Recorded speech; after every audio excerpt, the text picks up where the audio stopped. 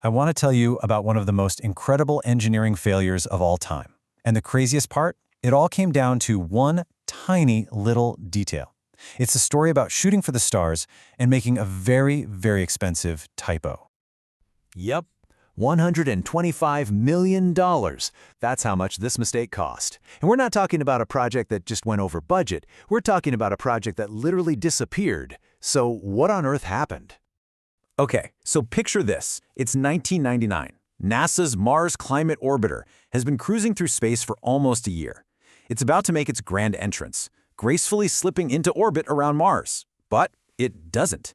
Instead, it comes in at a totally wrong angle. It's way too close to the planet. And poof, it's gone. It either burned up in the atmosphere or just ricocheted off into the void of space, never to be seen again. Everyone was asking the same thing. How is that even possible? And here it is, the answer. And you're not going to believe it. It wasn't some crazy engine malfunction. It wasn't a super complex software bug. Nope. It was a communication problem, the simplest kind. The official report was almost unbelievable. One team was using English units, pounds and feet, while the other was using metric. They weren't speaking the same language. Let's really break this down. You had Team A, the navigators, right? They were charting the course for the spacecraft, doing all their math in the metric system, using newtons to measure force. Then you had Team B. They built the thrusters that actually steered the thing, and they were giving their data in American units, pounds force. So the spacecraft's computer was expecting directions in metric, but it was getting them in American. It's the ultimate catastrophic case of being lost in translation. This whole disaster, as expensive as it was, actually teaches us something really fundamental. Science and engineering, they have their own language. And to really get what went wrong here, we need to understand the basic grammar of that language. And it's all built on two simple ideas, dimensions and units. Okay, first up, dimension. This is way simpler than it sounds. A dimension is just some basic property you can measure. Think of it like a category. Are you talking about how long something is? That's the dimension of length. How much stuff is in it? That's mass. How long an event takes? That's time. Easy enough, right?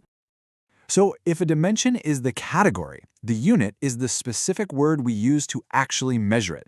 It's the scale that gives the dimension meaning. So for that dimension of length, you could use meters, or feet, or inches, or miles. For mass, you could use kilograms, or pounds, or grams. A dimension is the question. A unit is the answer.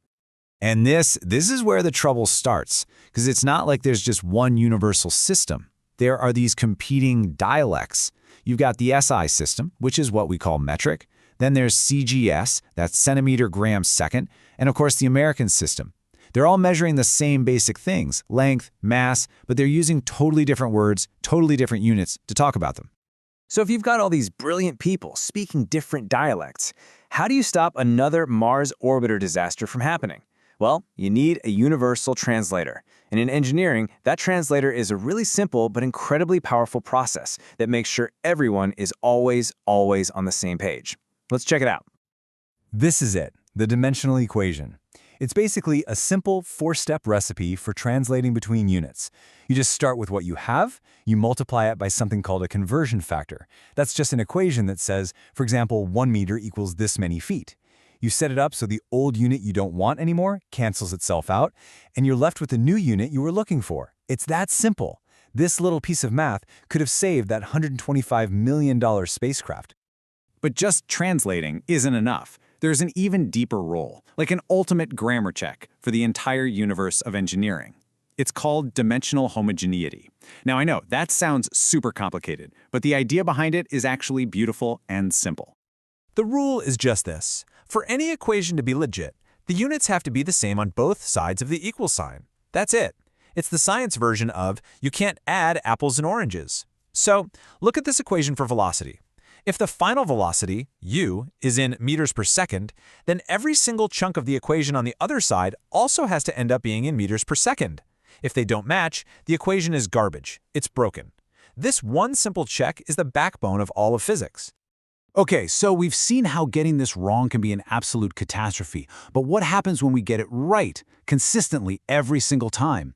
Well, this isn't just about avoiding failure anymore. It's about actually enabling some of the greatest achievements in human history. So the National Academy of Engineering keeps this list. They call them the Grand Challenges. These are the big ones, the moonshots for our century. Things like making solar energy cheap enough for everyone, engineering better medicines, figuring out how to provide clean water to the whole planet. These aren't just little technical problems, they are massive, complex goals that will literally shape the future of humanity. And here is the real takeaway. Every single one of these world-changing goals depends on thousands and thousands of engineers all over the world working together flawlessly. It all hinges on them speaking the same precise mathematical language. Their success, our success, depends on getting every unit, every conversion, every single time absolutely perfect. You know, the story of the Mars Climate Orbiter is this giant $125 million warning sign that the smallest details can have the most massive consequences. And it makes you wonder, right? In our own work, in our own lives, what's the tiny detail we're overlooking? What little assumption holds the key to success or to spectacular failure?